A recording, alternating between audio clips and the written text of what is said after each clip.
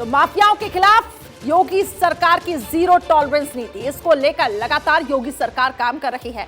हाल ही में कुछ महीनों में माफियाओं के खिलाफ शुरू हुआ एक्शन आगे भी जारी रहेगा। जी हां, योगी सरकार ने राज्य में कानून व्यवस्था का राज स्थापित करने के लिए माफियाओं की लिस्ट जारी की। यानी आने वाले दिनों में माफियाओं के खिलाफ यूपी सरकार की कार्रवाई और भी तेजी से होगी। इसके साथ साथ नई लिस्ट में मेरठ जोन के सबसे ज्यादा माफियाओं का नाम देखिए।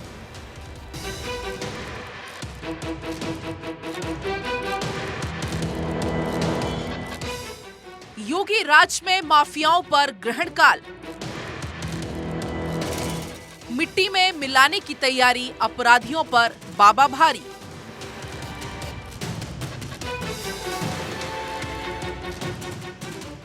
प्रयागराज में जिस माफिया ब्रदर्स का सिक्का चलता था वो अब अतीत बन गया है।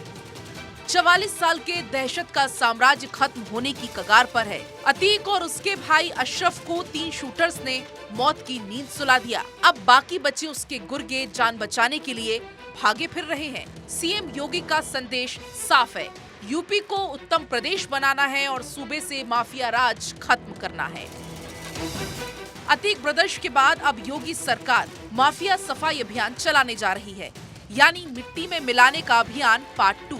इसके लिए योगी सरकार ने माफियाओं की लिस्ट तैयार की है। बाबा की लिस्ट के बाद अपराधियों और माफियाओं की नींद उड़ गई है। दिन हो या रात, माफियाओं के सपने में बुलडोजर और एनकाउंटर नजर आ रहा है। दरअसल उमेशपाल हत्याकांड के बाद सीएम योगी ने विधानसभा में कहा था कि माफिया को मिट्टी में मिला देंगे।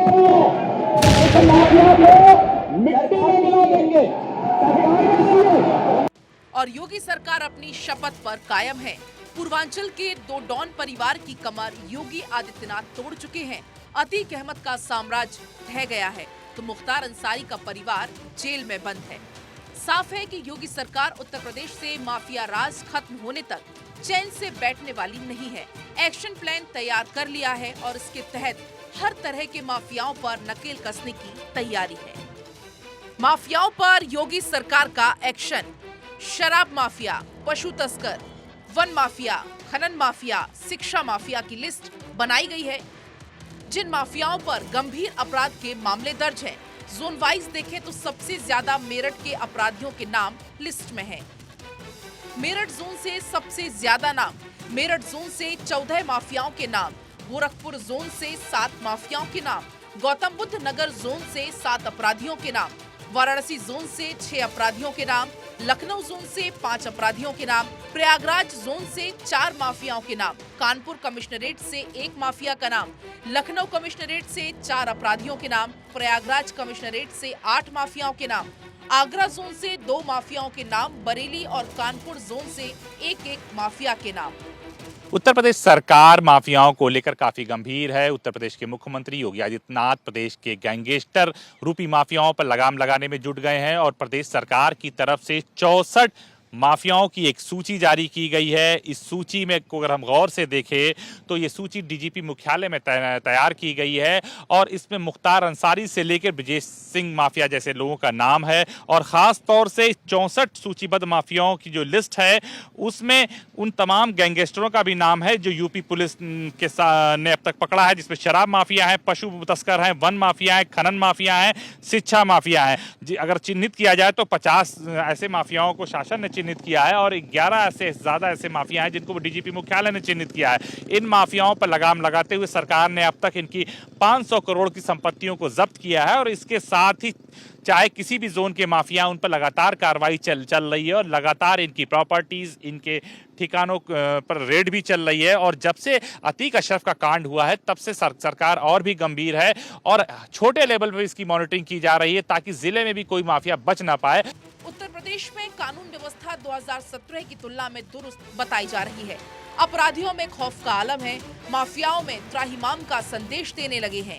2 दिन पहले मुख्यमंत्री योगी आदित्यनाथ ने कहा था कि प्रदेश में पेशेवर अपराधी आज डरे सहमे हुए हैं।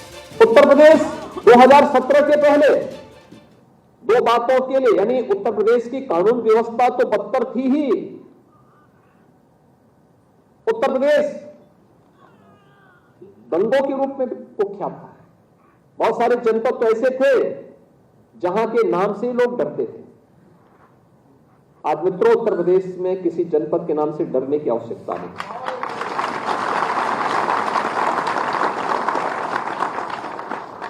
जो पहले उत्तर प्रदेश के पहचान के लिए संकट थे, आज स्वयं आप देख रहे होंगे कि उनके लिए स्वयं ही संकट बनता जा रहा है। और इसीलिए मैं आप सबको इस बात के लिए आश्वस्त कर सकता हूं, उत्तर प्रदेश ने अपनी उस दंगों के लिए, हर दूसरे तीसरे दिन एक दंगा होता था। 2012 से 17 के बीच में 700 से अधिक दंगे उत्तर प्रदेश में हुए थे। 2007 से 2012 के बीच में 364 से अधिक दंगे यूपी में हुए थे। लेकिन 2017 से लेकर 2023 में एक भी दंगा यूपी में नहीं हुआ। 2017 में मुख्यमंत्री योगी आदित्यनाथ ने सत्ता संभाली थी, तभी उन्होंने साफ साफ लफ्जों में कहा था, अपराधी या तो अपराध छोड़ दें या फिर उत्तर प्रदेश छोड़ दें। सत्ता के संरक्षण में पल रहे गुंडे, माफिया, अपराधी, लुटेरे, ये सब के सब मेहरबानी करके या तो उत्तर प्रदेश छोड़ करके चले जाएं, और अगर उत्तर प्रदेश में रहेंगे तो फिर उनके लिए 2 जगह होंगी। मुझे लगता है उस जगह कोई भी नहीं जाना चाहेगा। योगी आदित्यनाथ ने प्रदेश से अपराध मुक्त करने का प्रण लिया है और अपने प्रण को धीरे धीरे पूरा कर रहे हैं। यूपी का सबसे बड़ा माफिया का साम्राज्य ढह गया तो दूसरे कई माफिया जेल की हवा खा रहे हैं, और जो बचे हुए हैं उन पर कानूनी कार्रवाई के लिए सरकार ने पूरे तरह से मोर्चा संभाल लिया है। तो उत्तर प्रदेश में योगी सरकार लॉ एंड ऑर्डर की नजीर पेश कर रही है। आगे बढ़ते रुक करते अगली खबर का। पीएम मोदी ने आज विश्व बौद्ध शिखर सम्मेलन के उद्घाटन सत्र में हिस्सा लिया और इस दौरान पीएम मोदी ने पूरी दुनिया को शांति का संदेश दिया और एक बार फिर से विश्व कल्याण के संदेश की अलख जगाई। इस रिपोर्ट में देखिए। पीएम मोदी का शांति वाला संदेश, विश्व कल्याण की अलख जगा रहे पीएम मोदी। भारत ने विश्व को युद्ध नहीं बुद्ध दिया, समस्याओं से समाधान ही बुद्ध का रास्ता। इतिहास साक्षी है कि भारत ने युद्ध और हिंसा का कभी समर्थन नहीं किया है। भारत कभी हिंसा और युद्ध का पक्षधर नहीं रहा है। जब से पीएम मोदी ने देश की कमान संभाली है, तभी से भारत ने हमेशा एक ही नियम अपनाया है कि किसी को छेड़ेंगे नहीं, और अगर हमें कोई छेड़ेगा तो उसे छोड़ेंगे नहीं। जाहिर है दुनिया के मौजूदा हालात ठीक नहीं हैं। रूस यूक्रेन युद्ध के साइड इफेक्ट्स किसी से छिपे नहीं हैं। ऐसे हालातों में भी भारत के पीएम नरेंद्र मोदी लगातार दुनिया को शांति का संदेश दे रहे हैं और लगातार विश्व कल्याण के संदेश की अलख जगा रहे हैं। इसी कड़ी में विश्व बौद्ध शिखर सम्मेलन के उद्घाटन सत्र में पीएम मोदी ने हिस्सा लिया। सम्मेलन के दौरान पीएम मोदी ने संबोधित करते हुए कहा कि समस्या के समाधान की यात्रा ही बुद्ध की यात्रा है। भारत ने दुनिया को युद्ध नहीं बुद्ध दिया है। बुद्ध व्यक्ति से आगे बढ़कर एक बोध है। बुद्ध स्वरूप से आगे बढ़कर एक सोच है। बुद्ध चित्रण से आगे बढ़कर एक चेतना है, और बुद्ध की ये चेतना चिरंतर है, निरंतर है। ये सोच शाश्वत है। ये बोध अविस्मरणीय है। इसलिए आज इतने अलग अलग देशों से, इतने अलग अलग भौगोलिक सांस्कृतिक परिवेश से लोग यहां एक साथ उपस्थित है, यही भगवान बुद्ध का वो विस्तार है जो पूरी मानवता को एक सूत्र में जोड़ता है। पीएम मोदी ने साफ कहा कि आज दुनिया जिस युद्ध और अशांति से पीड़ित है, उसका समाधान बुद्ध के उपदेशों में है। आज ये समय की मांग है कि हर व्यक्ति की, हर राष्ट्र की प्राथमिकता अपने देश के हित के साथ ही विश्व हित भी हो। प्रधानमंत्री ने कहा कि ये बात सर्व स्वीकार्य है कि आज का ये समय इस सदी का सबसे चुनौतीपूर्ण समय है। ये भगवान बुद्ध की शिक्षाओं का प्रतिवेद ही है कि भारत विश्व के हर मानव के दुख को अपना दुख समझता है। दुनिया के अलग अलग देशों में पीस मिशंस हो या तुर्की के भूकंप जैसी आपदा हो, भारत अपना पूरा सामर्थ्य लगाकर हर संकट के समय मानवता के साथ खड़ा होता है, मम भाव से खड़ा होता है।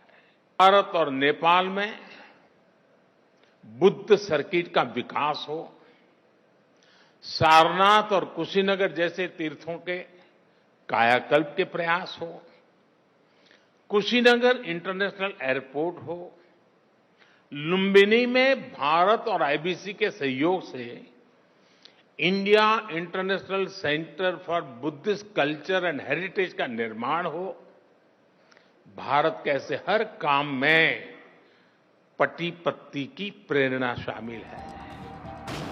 रूस यूक्रेन युद्ध पर पीएम ने कहा कि आज एक और महीनों से दो देशों में युद्ध चल रहा है, तो वहीं दुनिया आर्थिक अस्थिरता से गुजर रही है। आतंकवाद और मजहबी उन्माद जैसे खतरे मानवता की आत्मा पर प्रहार कर रहे हैं, लेकिन इन सब के बीच हमारे आप जैसे करोड़ों लोग भी हैं जिन्हें बुद्ध में आस्था है और जीव मात्र के कल्याण में विश्वास है। इंटरनेशनल बुद्धिस्ट कॉन्फेडरेशन का ये मंच इस भावना को नया विस्तार दे रहा है। ये हम सभी like minded and like hearted देशों को एक परिवार के रूप में बुद्ध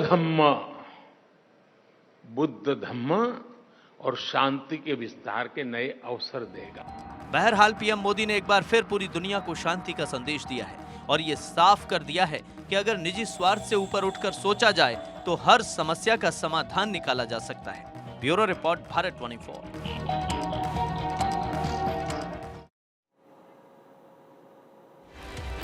चलिए अब रुक करते हैं अगली खबर का। ब्रिटेन के स्कूलों में बच्चों को इस्लाम धर्म अपनाने के लिए अब परेशान किया जा रहा है। खबर यह है कि ब्रिटेन की एक संस्था ने ऐसी रिपोर्ट जारी की है जिसमें हिंदुओं के साथ ब्रिटेन के स्कूलों में भेदभाव किया जा रहा है। इस रिपोर्ट में ब्रिटेन के स्कूलों में हिंदू बच्चों के प्रति नफरत को लेकर आगाह किया गया। ब्रिटेन के स्कूलों की दोगली नीति की पोल खोलती इस रिपोर्ट को देखिए।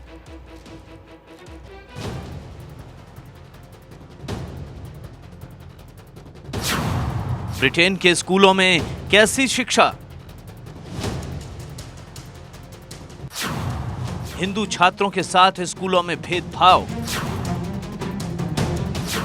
धर्म परिवर्तन का दबाव, दहशत में बच्चे, anti Hindu hate in schools ने खोली पोल।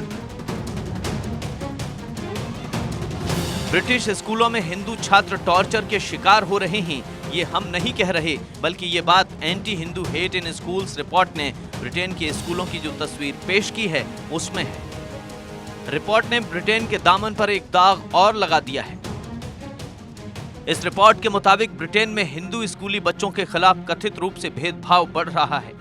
कुछ स्कूली बच्चों पर धर्म परिवर्तन के लिए कथित रूप से दबाव बनाया गया है। ब्रिटिश मूल के एक थिंक टैंक ने दावा किया कि कुछ पर तो बीफ भी फेंका गया।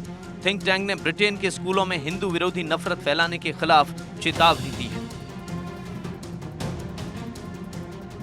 इस रिपोर्ट में दावा किया गया है कि सर्वे के दौरान 51% माता पिता ने बताया कि स्कूलों में उनके बच्चों को हिंदू विरोधी नफरत का सामना करना पड़ा है। बच्चों के प्रति धार्मिक भेदभाव के लिए कुछ ने स्कूलों में शिकायत भी की, लेकिन नतीजा कुछ नहीं निकला।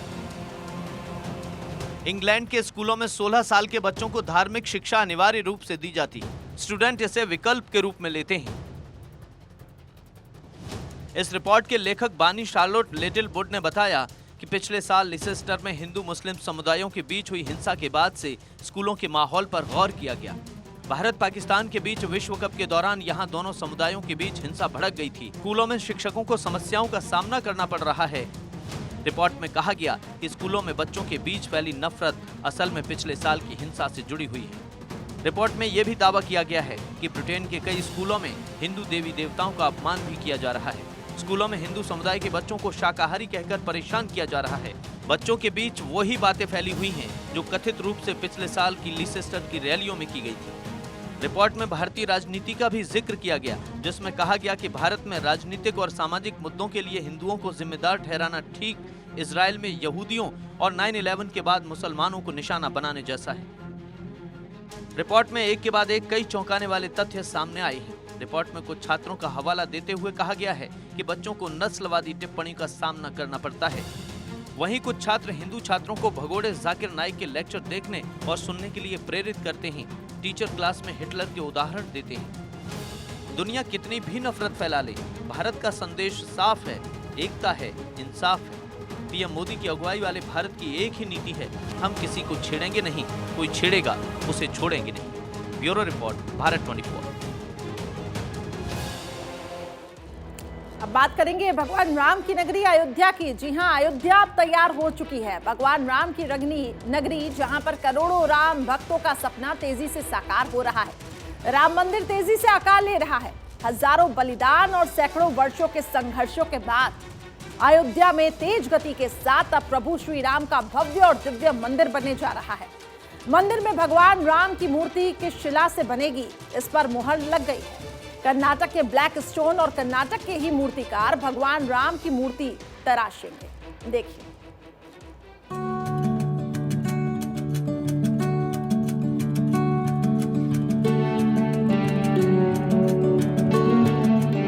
रामलला का बाल स्वरूप, मंदिर का दिव्य रूप। कर्नाटक की श्याम शिला से बनेगी मूर्ति।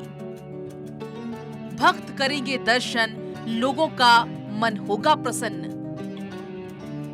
राममय हुई गलियां, दिख रही त्रेतायुग की झांकियां। भगवान राम की नगरी अयोध्या महापुरुषों की कर्मभूमि रही है।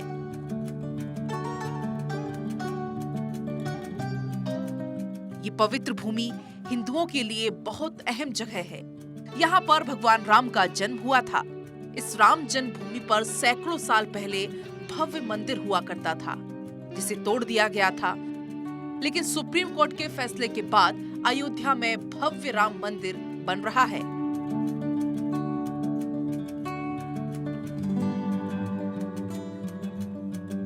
दिसंबर तक राम मंदिर का भूतल बनकर तैयार हो जाने की उम्मीद है।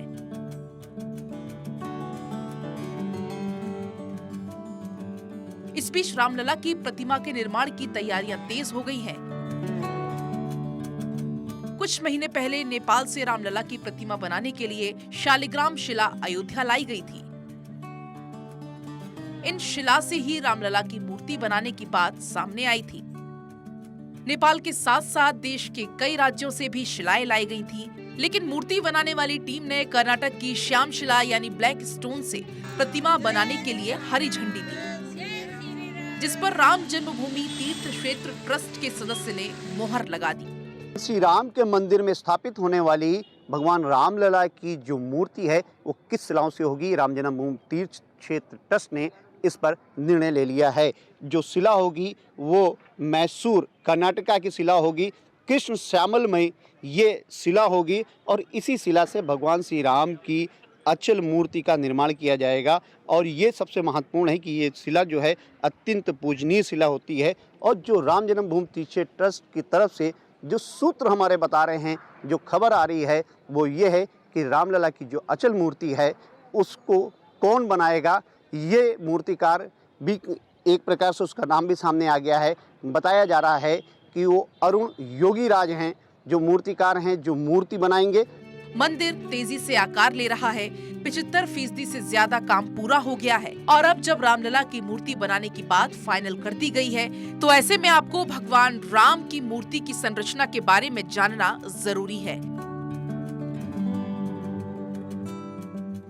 5 साल के बालक के चेहरे वाली मूर्ति बनेगी। भगवान राम की प्रतिमा खड़ी मुद्रा में होगी। भगवान के बाएं कंधे पर धनुष होगा। मूर्ति की ऊंचाई करीब 5 फीट होगी। कर्नाटक के करकर और हेगे देवेनकोटे गांव से अयोध्या लाई गई ब्लैक स्टोन से मूर्ति को तराशा जाएगा और मूर्ति को अंतिम रूप देने का काम अरुण योगीराज करेंगे। मैसूर महल के कलाकारों के परिवार से आते हैं। वे 5वीं पीढ़ी के मूर्तिकार हैं। वे कई प्रतिमा बना चुके हैं। दिल्ली में 28 फीट ऊंची सुभाष चंद्र बोस की प्रतिमा, केदारनाथ में आदि शंकराचार्य की 12 फीट ऊंची प्रतिमा, मैसूर में महाराजा जय चामराजेंद्र वाडियार की 14.5 फीट ऊंची मूर्ति बनाई है। इस समय अयोध्या का नजारा कुछ हद तक त्रेता युग जैसा नजर आ रहा है। यहाँ की गलियों में राममय का वातावरण बना हुआ है। चारों तरफ जय श्री राम की गूंज है।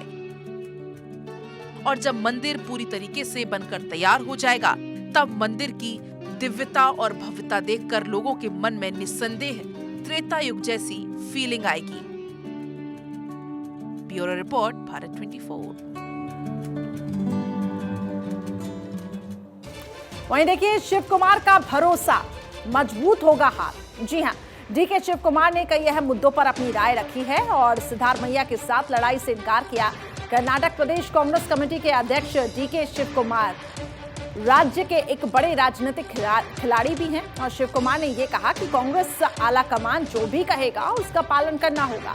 कर्नाटक में प्रशासन पूरी तरह से चरमरा गया है। शिव कुमार का ये कहना है, खुद बीजेपी के नेताओं को भी विश्वास नहीं है कि वह कर्नाटक की सत्ता में वापसी करेंगे और बीजेपी के 5 से 6 मंत्री ऐसे हैं जो कांग्रेस में शामिल होना चाहते थे। बीजेपी की आरक्षण नीति चुनाव से पहले सिर्फ चॉकलेट।